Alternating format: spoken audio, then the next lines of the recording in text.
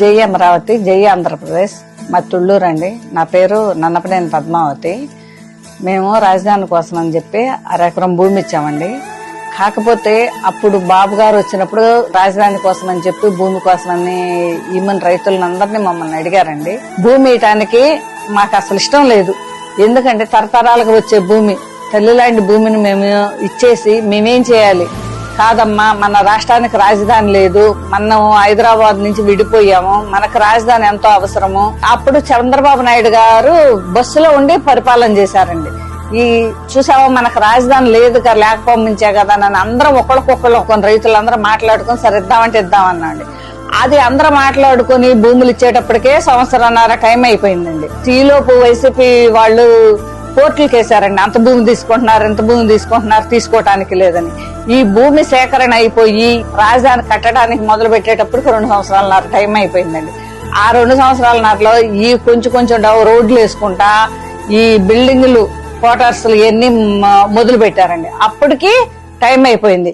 YCP నాయకులు జగన్మోహన్ రెడ్డి ఓట్లు అడుక్కోవటానికి వచ్చి, అమ్మా నేనున్నాను, మీకెక్కడికి రాజధాని బాదు, ఒకవేళ బాబు గారు రాకపోతే రాజధాని తీసేస్తానని అనుకుంటారేమో, చంద్రబాబు నాయుడు గారికి ఇక్కడ ఇల్లు లేదు, నేను ఇక్కడే ఉండవల్లిలో ఇల్లు కట్టుకున్నా అని చెప్పి చెప్పాడండి. బాబు గారు ఇచ్చేదానికంటే ప్యాకేజీ మీకు ఎక్కువ ఇస్తానని చెప్పారండి. ఆయన గెలిచిన తర్వాత 4 నెలలకే 3 రాజధానులను ప్రకటించాడండి.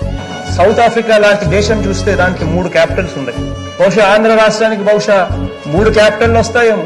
ఆయన 3 రాజధానులను ఎప్పుడైతే ప్రకటన చేశాడో మేము ఆ రోజే రోడ్లు ఎక్కామండి. ఆ రోజే రోడ్లెక్కి అసలు ఆ రోజు చెప్పిన మాట ఏంటి సార్, మీరు ఇదేందని మేము అడగటానికి ఆయన దగ్గరికి వెళ్తే మమ్మల్ని మాకు అసలు పర్మిషన్ ఇవ్వలేదండి. ఇలా జరుగుతుంటే మేము శిబిరాలు వేసుకొని రోడ్ల మీద టెంట్లు వేసుకొని కూర్చుంటే కనీసం రోడ్ల మీద కూడా కూర్చొని లేదండి పోలీసులు. ప్రైవేటు దాతలతోటి ప్రైవేటు స్థలం తీసుకొని మేము ప్రైవేటు స్థలంలో పాకాలు వేసుకొని మేము ధర్నాలు మొదలుపెట్టి ఇలా కాదు మనం మొక్కులు చెల్లించుకుందాం, అమ్మవారికి చెప్పుకుందాం అని చెప్పి దుర్గ గుడికి వెళ్తాంటే అస్సలండి మేము ఏమి చేసామో మాకైతే తెలీదు. ఆ దానికి కూడా కనీసం గుడికి కూడా పోవటానికి ఆంక్షలండి. మేము కంటి నిండా నిద్రపోయి కడుపు నిండా తిండి తిని 4 సంవత్సరాలు అవుతుందండి. మా బాధ మేమెవరు చెప్పుకోవాలి? మేము దొరకకుడికి వెళ్తుంటే చుట్టు పట్టుకొని మమ్మల్ని కింద పడేసి ఏడ్చి లంచామండలారా మీరు ఎంత తీసుకొని వచ్చారు? 500 తీసుకున్నాను.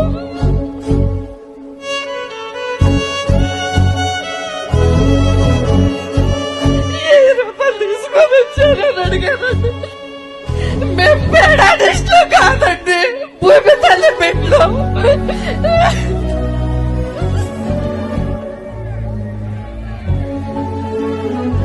మేము రాష్ట్రానికి భూములు ఇచ్చాకనండి. మేము పేడాడిస్తున్నాగా 500 రూపాయలు తీసుకొని మేము రాలేదండి. 4 సంవత్సరాలు మేము ధర్నాలు చేసినా కూడా మేము శాంతియుతంగా మేము ధర్నాలు చేసాం. మేము జైలు బరో కార్యక్రమానికి మేము వెళ్తే జుట్టు పట్టుకొని ఈడ్చి నడు రోడ్ల మీద పడేసి బ్లేడ్లతో చేతులు పెట్టి బ్లేడ్లతో కోసారండి. గాయాలు ఇప్పటికీ ఉన్నాయండి నాకు, చేతులు బ్లేడ్లతో కోసిన గాయాలు. ఆ దరిద్రుడికి ఏమంటా గెలిపించుకున్నామో ఆడు గెలిపించుకున్న తర్వాత మేము కడుపు నిండా తిండి తిని కంటి నిండా నిద్రపోయిన పాపం లేదండి. మేము 5 సంవత్సరాలు కూడా నరకము. మా బిడ్డలకి అసలు మేము ఉంటామా లేమా, మా పిల్లలకి తల్లిదండ్రులు కూడా కరువైపోతారేమో రేపు పరిస్థితి ఏందని అనుకున్నామండి.